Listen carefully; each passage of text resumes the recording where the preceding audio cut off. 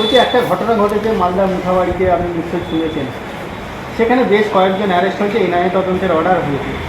মূলত বিষয় যেটা, যারা অশান্তি করলো, কি মনে হয় যে এখানে বাইরে থেকে কেউ এসে অশান্তি করলো নাকি স্থানীয়ভাবে অশান্তিটা সৃষ্টি করা হয়েছিল?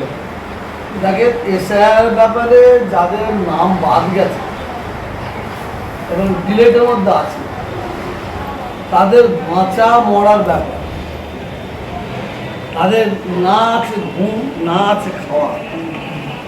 আজকে তারা চারিদিকে প্রতিবাদে লিখছে। প্রতিবাদটা অন্যায় নেই, প্রতিবাদটা নাই, সেটা জন্য শান্তির সঙ্গে প্রতিবাদ।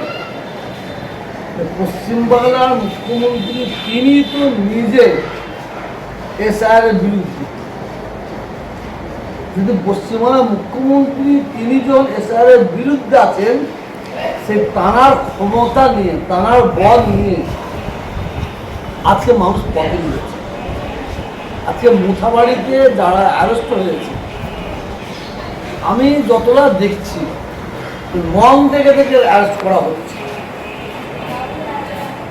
এখানে রং থেকে অ্যারেস্ট করা হচ্ছে। ওই আইএসএফ এর কজন নেতাকে অ্যারেস্ট করা হয়েছে। আমি আইএসএফ, তৃণমূল, সিপিএম বুঝিনি।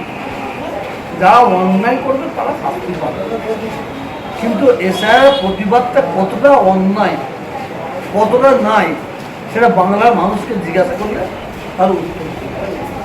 জজ সাহেব যারা ছিলেন তাদের গাড়ি ফাড়ি আটকানো হয়েছে, গাড়িতে হামলা করা হয়েছে। দেখেন, ভারতবর্ষের মানুষ রায়